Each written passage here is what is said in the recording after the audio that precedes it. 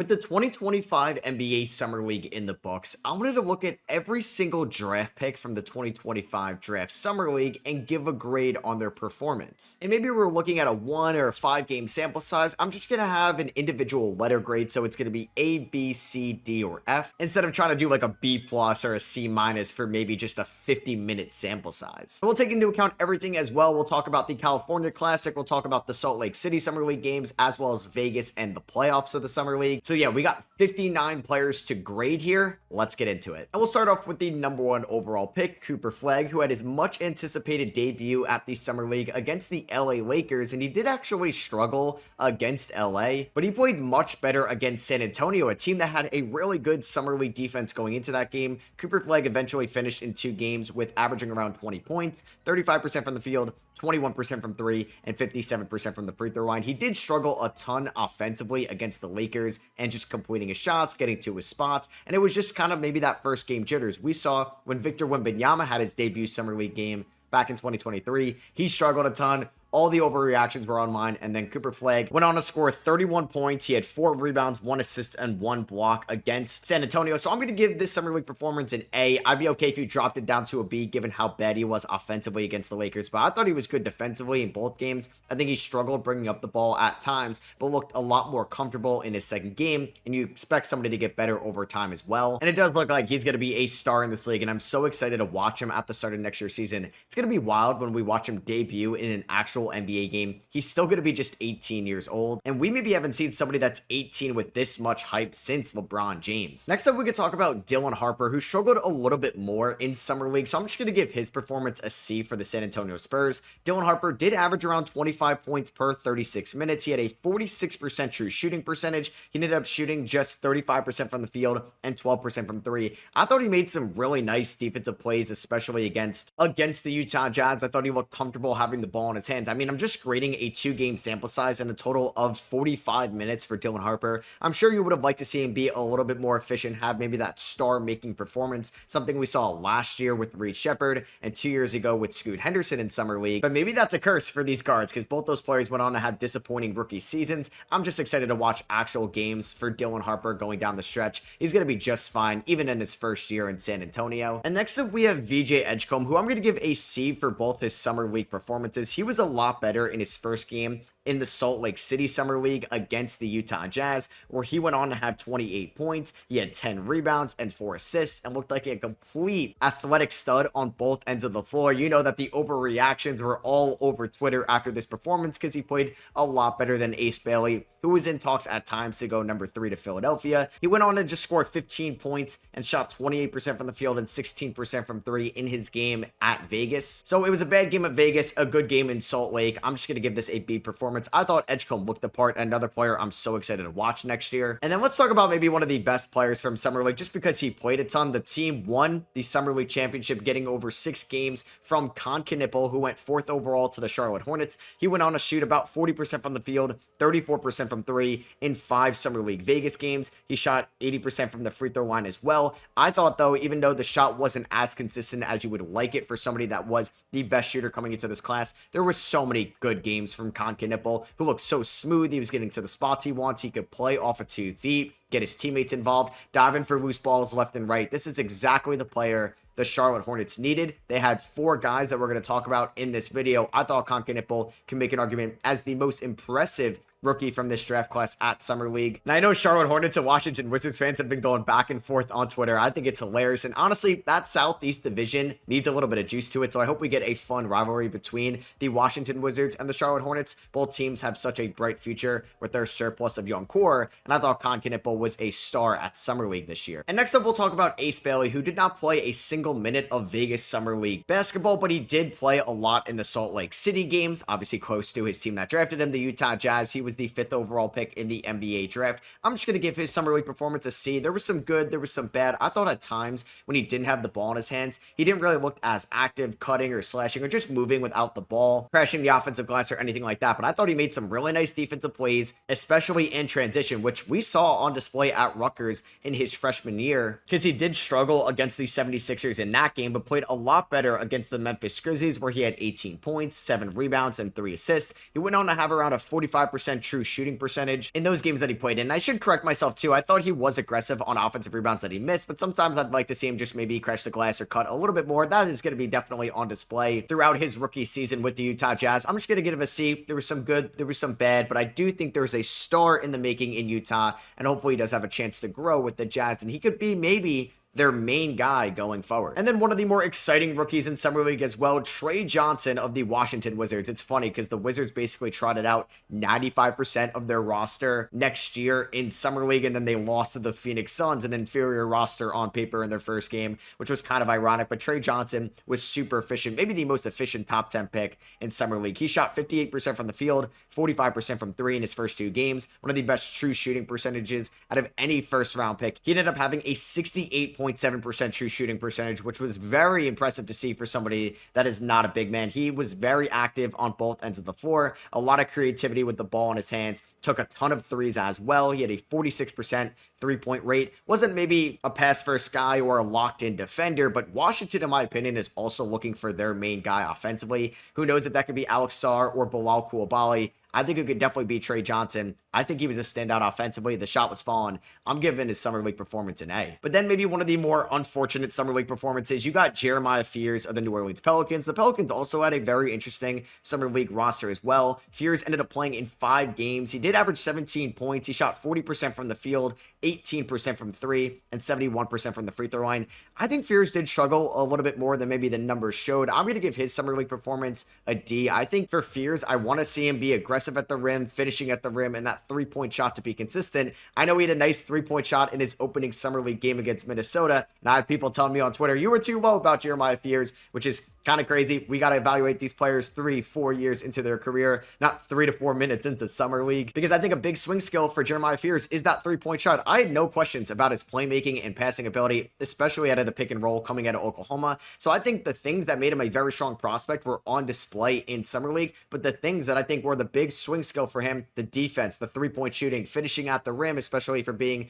a quote-unquote smaller guard, were not on display as much in Summer League, but he's somebody that's going to go through his ebbs and flows in his rookie year, and like I said in my pre-draft evaluation of him, isn't going to be somebody that's going to be a star from day one. If that is going to happen, it's going to take a little bit more time for him to develop. And somebody that I wanted to see his skills that maybe he lacked a little bit coming out of BYU in Summer League, Egor Demin at 8. I'm going to give this Summer League performance an A. And honestly, Egor Demin, I got to remember to say that now, he had so many question marks with his 3-point shot, and he had one of the best 3-point rates and 3-point percentages for a first-round pick in all of Summer League. He shot sub 30% from 3 last year at BYU, and in just a 3-game sample size, right? 25 minutes a night. He shot 43% from 3 on 7.7 attempts. I know Egor Demin can make phenomenal passes, operate out of the pick and roll, and use his size to be a skill advantage against smaller guard defenders picking him up in the half court. But the fact that he was willing to shoot this many threes, that they were falling, is giving me a lot of confidence in Egor Demin as a potential project shooter with the Brooklyn Nets going forward. He was by far the best first-round pick from the Nets Summer League roster. We'll get to those guys in a little bit. And at number 9, Colin Murray-Boyles was definitely a standout defensively in Summer League. I tweeted out that like the Raptors Summer League roster is basically the 2025 Oklahoma City Thunder. Just so many skilled defenders, including 2 players from this draft class, and Colin Murray-Boyles was definitely the part on the defensive end of the floor. I would have liked for him to be a little bit more aggressive with his 3-point shot. He shot around 2 threes a game, just 22%. Like Egor Demin and a lot of people in this class, like Jeremiah Fears, Dylan Harper, Derek Queen, who we'll get to in a little bit, a big swing skill was their 3-point shot. I think Demin really impressed me with his 3-point shot. Colin Murray-Boyles, not as much. He did shoot 57% from the field and averaged around 10 points, 5.5 rebounds, 2 assists. I was not worried about the defense whatsoever, and that was on display. I would have just liked for him to be a little bit more aggressive from behind the 3-point line.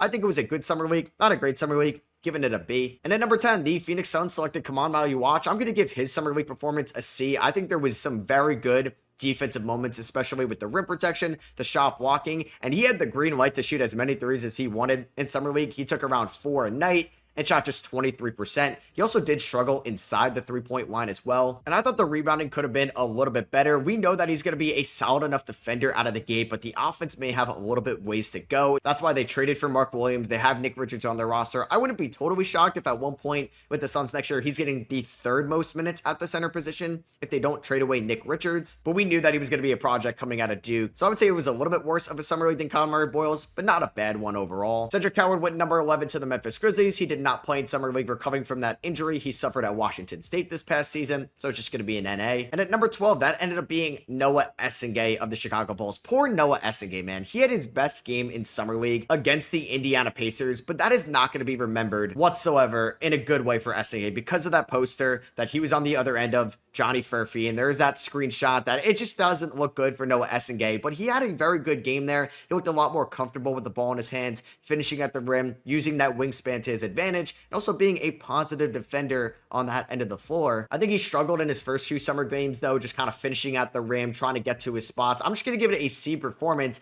It's just, like I said, a shame that his best summer league performance will never be remembered of what he did on the floor. Just ended up being a photo that was taken in a unfortunate way for Noah Essengue, but I'm intrigued about him as a prospect. I think the jumper is going to be a very hit or miss thing in his rookie season. We'll see how him and Matas Buzelis look like going forward as a duo long term. So maybe not the best summer league for the Pelicans lottery picks. Derek Queen here at number 13. I'm going to give his summer league performance a D. I was not worried whatsoever about his creativity with the ball in his hands. I wanted to see that three-point shot on display and him to look at least a little bit locked in defensively. We didn't get really either of those. He ended up shooting 1 3-pointer a night. He ended up having one of the lowest three-point rates from this draft class in summer league, just a 6.2% in 82 minutes overall. I don't really think he made a major defensive impact on that end of the floor. Just sometimes was either taking plays off or not just being super locked into some weak side help or maybe just guarding his man when he was nowhere near the ball. He definitely impresses me as a playmaker for somebody at his size, and just to add insult to injury, ended up getting hurt in summer league as well. He's going to be out over the next few months. Hopefully we'll be healthy at the start of next year's season, but he's somebody that turned the ball over a lot, averaging 5.7 turnovers per game in summer league and had 4.3 fouls as well. There's going to be a lot of ups and downs to Derek Queen's rookie season, but I'm excited nonetheless. And the last pick of the lottery ended up being Carter Bryant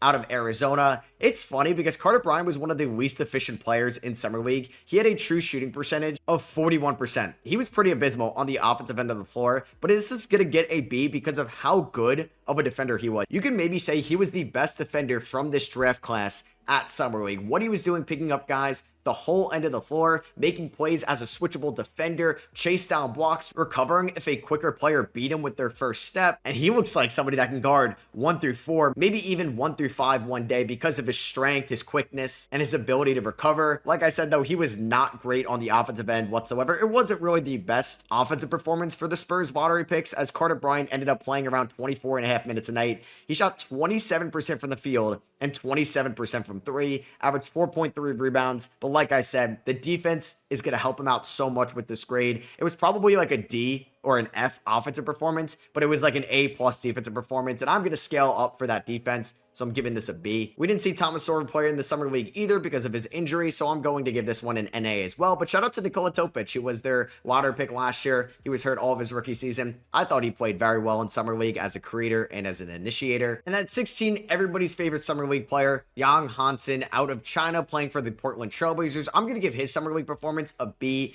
I don't think it was one of the best summer league performances, especially out of first round picks, but man, he looked the part with his offensive creativity. In Yang's 4 summer league games, he averaged around 24.5 minutes a night, 11 points per game, 46% from the field, 33% from 3, an impressive 87% from the free throw line, and even more impressive 3.8 assists a night, 5 rebounds as well. He did struggle with foul trouble at times, but did average 2.3 blocks a night. He had a 34% three-point rate and a 55% true shooting percentage. I think I would have liked to see him be a little bit more impactful as a defender. I know the blocks were great, but it doesn't tell the whole story. But man, he looks like such an intriguing prospect, and that's what he was coming out of the CBA. And you guys know my thoughts on draft night. I thought it was a big shocker, but he was so much fun to watch, and I'm so excited to watch Yang in his rookie season. Not sure if he's going to end up being a mainstay in the rotation, at least in the first half of the year. Will he be up and down from the G League? Because you're going to assume that Donovan Clingan is going to get the start from night 1. But if Yang could end up being a solid enough three-point shooter, an elite shot blocker, because you combine those with his elite creativity as a playmaker with the ball in his hands at his size, he could end up being one of the more versatile big men from this draft class. I'm giving it a B, but hey, because of the hype and because of the excitement, I'm okay if you give it an A. Number 17, Yann Baron ended up going to the Minnesota Timberwolves. I'm giving his summer league performance an A. I thought he looked phenomenal on the defensive end of the floor. Even in his first possession of summer league against the Pelicans, he had 2 blocks on that opening possession. And he also ended up with 7 blocks in that game as well. For the Minnesota Timberwolves in summer league, Yann Baron ended up playing in 4 games, 23 minutes a night. He shot 52% from the field, didn't attempt a single 3. He ended up shooting 70% from the free throw line, averaged 6.5 rebounds and 2.5 blocks a night. And I thought his patience was amazing in the half court, getting guys in the air and going up at the right time. It didn't look like he was forcing anything as well. And I think was the best rim protector and defender for big men in the first round from summer league. I'm giving it an A performance, and I think Timberwolves fans have to be very excited about him developing and growing behind fellow Frenchman Rudy Gobert. 18, we have the second Utah Jazz first round pick, Walter Clayton Jr. He ended up appearing in just 1 Vegas Summer League game because he played a ton in Salt Lake City before the Summer League, so where's that stuff? And I just kind of wish we get rid of the California Classic and the Salt Lake City Summer League. Like, I want to see Ace Bailey and all these guys play in Vegas for at least like 2 to 3 times instead of them playing in California or Salt Lake City, where I just feel like, what's just the point of having all these Summer Leagues? Just have everybody in Vegas, and can we scrap the other ones? And in his only Vegas Summer League game in 27 minutes, he had 21 points, shot 47% from the field, 40% from 3. He had 6 rebounds and 3 assists. And in his first few Summer League games, he averaged 20 points, 3.5 rebounds, 3.5 assists, and shot 40% from 3 and 87% from the free throw line in Salt Lake City. His 3-point rate was an eye-popping 67%. He averaged around 10 3-point attempts per 36 minutes and finished with a 56% true shooting percentage, which was very impressive for Walter Clayton. And that's why I'm going to give him an A for his Summer League performance. He looked NBA ready, and I'm really excited to watch him now that Colin Sexton and Jordan Clarkson are out of Utah. But unfortunately, another guard that maybe didn't share the same success in Summer League as Walter Clayton Jr., Nolan Traore of the Brooklyn Nets. I'm going to give his Summer League performance, unfortunately, a D. He had a 41% true shooting percentage. He did not look good on the defensive end of the floor in about 68 Summer League minutes. He ended up finishing Vegas, appearing in 3 games, around 22.5 minutes a night. He averaged 7 points, shot 30% from the field, 14% from 3, 87% from the free throw line, 2.7 assists, 3.3 rebounds, 2.3 turnovers, and 3 fouls a night. Traore did struggle finishing at the rim and hitting difficult shots, which was one of my main concerns about him coming out of St. Quentin into the NBA draft. I also think it looked very weird with him, Saraf, and Drummond all out there at the same time, so we're going to see a lot of ups, but maybe more downs in year 1 from this rookie guard trio that we saw the Nets kind of shock a lot of people with their 2025 draft strategy. Kasparas Jakucionis was the 20th overall pick, who you guys know that I thought fell in the NBA draft. He really struggled in the California Classic. He ended up having an abysmal start to Summer League, finishing the California Classic going 1 of 15 from the field, 6 assists, and 12 turnovers. He ended up going 0 of 7 from 3 as well, but did finish a little bit better from the free throw line. And if he didn't play in Vegas, this would have been an F- Summer League performance, but I thought looked so much better when he got to Vegas, and I didn't want to judge him off those first 2 games because he was the primary creator. He got to play a lot more with Khalil Ware and Pele Larson, and in 3 Vegas Summer League games, he averaged 15 points, shot 45% from the field, 35% from 3, perfect from the free throw line, and averaged 3 assists, 3.5 rebounds, and 1.7 steals a night. It was really bad in California, and if I was just grading that, it would be an F. If I was just grading Vegas, it would either be a B or an A, so I'm just going to throw it in the middle with a C, but a very encouraging C given how he finished because of that poor start. The 21st overall pick was Will Riley out of Illinois to the Washington Wizards, and he was a part of that elite Washington Wizards Summer League team. He appeared in 2 games, about 22 minutes, but he did average 10.5 points and was one of the more efficient wing scorers in Summer League from this draft class. He shot around 58% from the field, 57% from 3. He didn't really do a lot else, just about 1.5 rebounds, 1.5 assists a night, but I'll take Riley being that efficient at Summer League. So honestly, with this small sample size, I'm just going to give it a B performance. Thought he could have been a little bit better defensively when I watched him, but it's going to be a very fun offensive talent. And Drake Powell, who went 22nd overall, didn't appear in Summer League, so another NA. At 23, we had Asa Newell from the Atlanta Hawks. I'm going to give his Summer League performance a B. I thought he looked the part in Summer League as a rim runner, a lob threat, just an athletic big man that is going to get such a bump playing with Trae Young, maybe the best playmaker in the NBA at the point guard position in his rookie season. In 4 Summer League games in about 25 minutes a night, he averaged 13.5 points, shot 51% from the field, 42% from 3, averaged around 8 rebounds a night, and 1 block as well. And I'm actually just going to give him an A for the Summer League performance. He looked the part. I think I could hold him back a little bit defensively. I thought he could have been a little bit stronger, more physical inside against opposing bigs. But you got to be really thrilled about the Summer League performance if you're a Hawks fan, because like a lot of these bigs in this class, his 3-point shot was a big swing skill, and it was definitely on display in Summer League. So yeah, I'm giving it an A. And at 24, we had maybe the best Summer League performance from a first round pick, somebody that ended up on all Summer League first team. That's Newell and Clifford of the Sacramento Kings, somebody that was definitely NBA ready coming out of Colorado State. And man, he looked the part as well, going to the Summer League championship against the Charlotte Hornets. In 6 games, Clifford, in about 28 minutes a night, averaged 15 points, shot 49% from the field,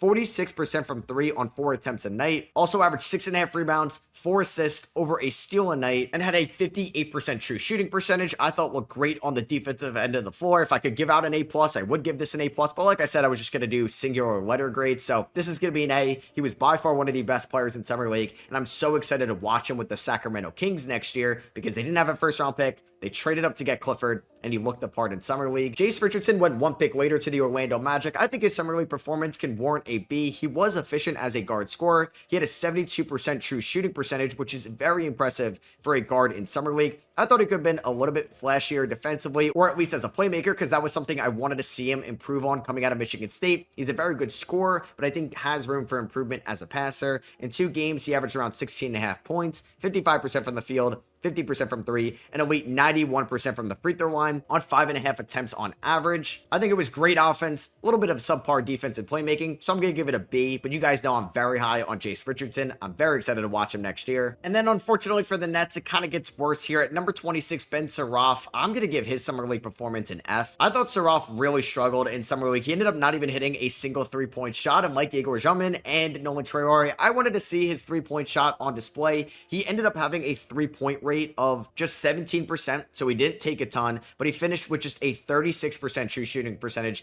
That is half of Jace Richardson's shooting percentage in Summer League. Kind of wild to say. And in 3 games in about 23 minutes a night, he did average 2.7 turnovers. I thought there was some nice passes out there as well, but probably not a Summer League to remember for Ben Suraf. And then we know they have the 27th overall pick as well. They selected Danny Wolf out of Michigan. I'm going to give his Summer League performance a D. Danny Wolf also struggled with his efficiency against bigger defenders as well. He shot 39% from the field. He was a good 3-point shooter, 40% from 3 and about 3.3 attempts a night. He had about 7 rebounds, 3.5 fouls a night, but also 3.5 turnovers a night as well. And Danny Wolf was a very creative offensive player with the ball in his hands coming out of Michigan. That was one of his very strong attributes for somebody as a big man that could put the ball on the floor and get to the rim. But if he's going up against NBA level defenses that could just make him turn the ball over a ton, he's going to lose a lot of value because he is not a good defender right now. So I'm going to give it a D. Hugo Gonzalez to the Boston Celtics at 28. I thought looked impressive coming overseas, where he's going to get way more offensive touches in Summer League than he got last year for Real Madrid. He ended up appearing in 4 Summer League games, about 26 minutes a night. He averaged 10.8 points per game, but shot 30% from the field,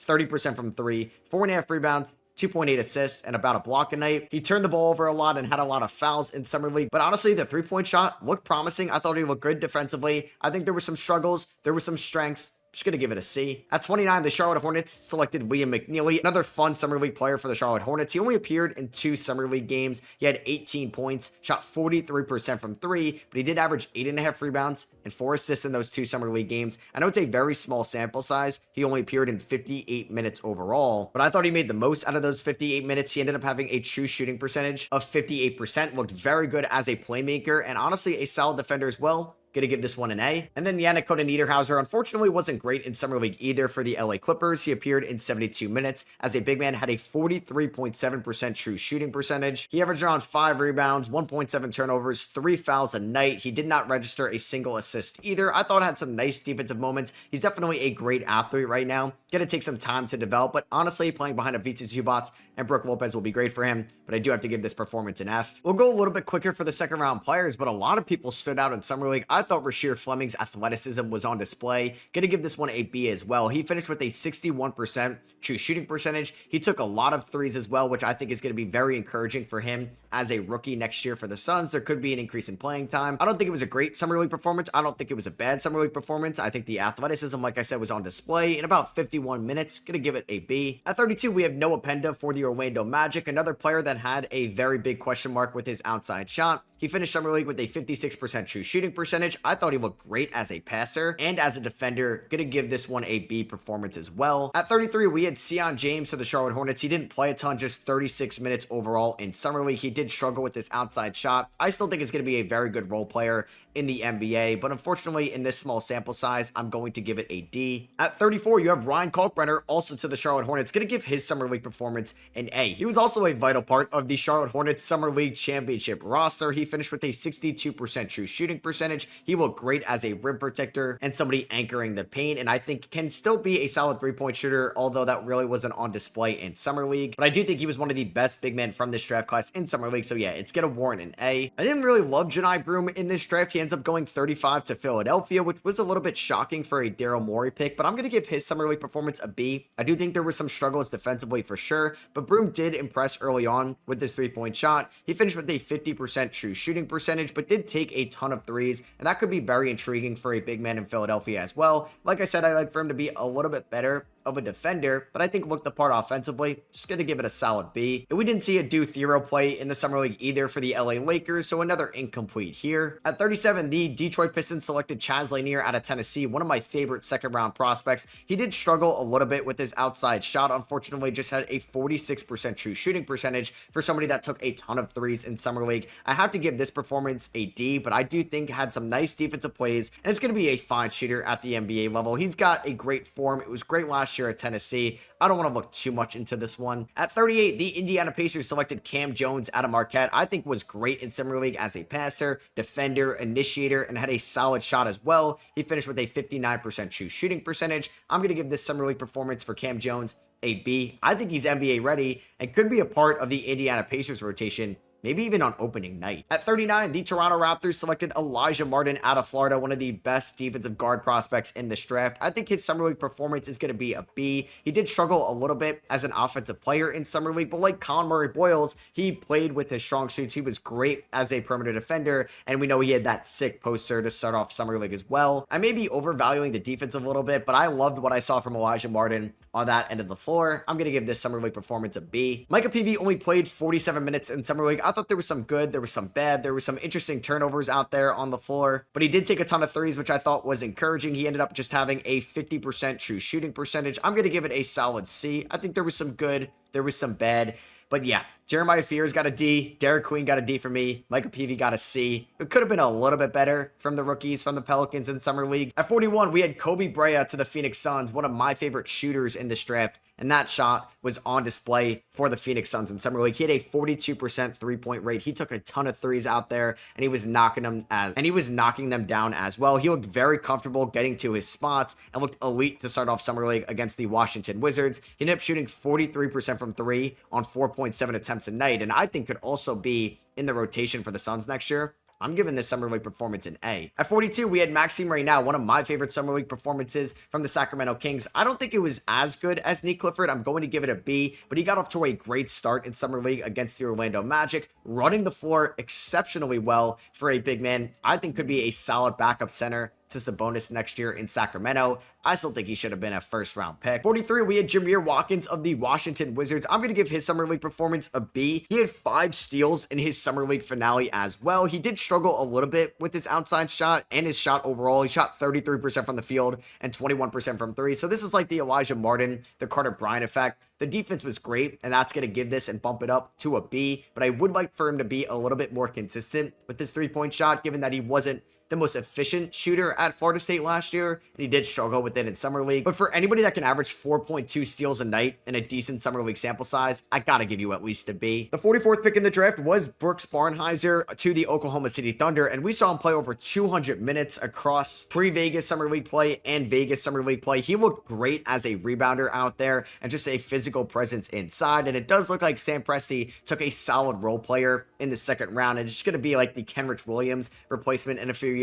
I'm going to give his Summer League performance a B. I thought Rocco Zikarsky was fine. It was nothing special. There's going to be a lot of limitations to him offensively and running the floor right now. I think it's just going to warrant a C. Baron J was definitely a little bit more eye-popping. At 46, we have Amari Williams to the Boston Celtics. I think was probably the best Boston Celtic rookie in Summer League. I'm going to give his performance a B. I really liked watching him as a playmaker for somebody at his size. He runs the floor exceptionally well. Just played around 17.5 minutes a night. Didn't get a ton of offensive opportunities, but he did average around 2 assists, 5 rebounds, and took some high-quality shots. At 47, Bogoya Markovic of the Milwaukee Bucks had a very intriguing summer league for sure. He appeared in about 80 minutes overall. He averaged around 18 points per 36, but looked efficient out there. I don't think he's going to be much of an impact player to start off his NBA career. May never play next year for the Milwaukee Bucks, given they're somewhat deep of a roster and their aspirations to win around Giannis Antetokounmpo, but I think it was positive. Gonna give it a B. At 48, Javon Small only appeared in 66 minutes in summer league, but was very efficient, especially with his outside shot, and he was one of the best shooting prospects at the point guard position coming out of West Virginia into the NBA draft. I think there's a chance he could play next year for the Grizzlies. They do have a deep guard rotation, though. I thought looked very good offensively in summer league. Gonna give it a B. And we're gonna finish off this B streak here at 49. We have Tyrese Proctor of the Cleveland Cavaliers. Gonna give his performance a B. He had a really impressive 30-point performance in summer league, and there's a chance he could be the backup point guard this year for a team that could end up as the 1 seed in the Eastern Conference. And let's finish this off with a little bit of rapid fire. Kobe Sanders of the Clippers here at 50. Gonna give this one a C. Mohamed Diawara of the New York Knicks at 51. Gonna give this one a C as well. He looked very impressive with his wingspan as a passer, but didn't do a lot offensively, at least with scoring the basketball. At 52, we have Alex Tui, also struggled with his outside shot, his calling card coming out of the NBL. Gonna give his performance a D. John Tonje is gonna get a C at 53. Appeared in about 45 minutes in summer league. We didn't see a whole lot of Tonje, which we got to see a little bit more. Talion Peter looked the part for the Indiana Pacers, one of the most efficient players in this draft. Was efficient in summer league as well. A 66% true shooting percentage. Gonna give him a B. Could end up making the Pacers rotation next year as well. Lock-on Obrick at 55. Gonna give his summer league performance a C. I think he struggled a little bit on both ends of the floor, but I can see the intensity, and I really appreciate the motor and the effort he gave for them out there. Will Richard at 56 is gonna get a B. There's a chance he could end up making the Golden State Warriors rotation next year. Hit around a 53% true shooting percentage, but I thought looked the part at Florida and looked the part in summer league as well. A lot better than Alex Tui, in my opinion. I thought Max Shulga struggled a ton in summer league as well, the 57th overall pick out of VCU. He didn't look as good as Hugo Gonzalez or Amari Williams, in my opinion. In 5 games, he shot 24% from the field and 21% from 3. He probably would have liked to have this summer league back. I'm sadly going to give it an F. I like Shulga as a prospect as well. I think he'll be fine in his rookie season. And then the last 2 picks here at 58, we do have Salio Niang to the Cleveland Cavaliers. Wasn't as good as Tyrese Proctor. He did struggle a little bit at times, but I think has very intriguing athleticism and two-way potential. Gonna give his summer league performance a C. And lastly, Jemai Meshack, one of my favorite prospects in this draft, 59 to the Memphis Grizzlies. He was all over the place defensively, and honestly, I thought was consistent enough offensively as well. I'm gonna give him a B as the last pick here in this draft. So I just gave out 59 grades for everybody's summer league performance. Don't put too much stock into these, right? Like, it could be a 50-minute, could be a 150-minute sample size. And we saw guys like Alex Sarr struggle last year in summer league and have a good rookie season. And Reed Shepherd was the star of last year's summer league, but wasn't a top 10 rookie. So much is going to change between now and a year from now after these guys play their first years in the league. Let me know what you guys agree with or disagree with down below. Let me know maybe your favorite players from this year's draft class in summer league. And we got about 3 months till the NBA preseason and the regular season starts. So we're going to have no basketball, but I think you guys should definitely check out the Eurobasket this summer as well. There's going to be a lot of NBA players playing in that, like Nikola Jokic and Denny Avdia. And yeah, thank you guys all for watching. Hit that like button if you enjoyed. Subscribe if you're not already. And I'll catch you guys in the next one. Peace.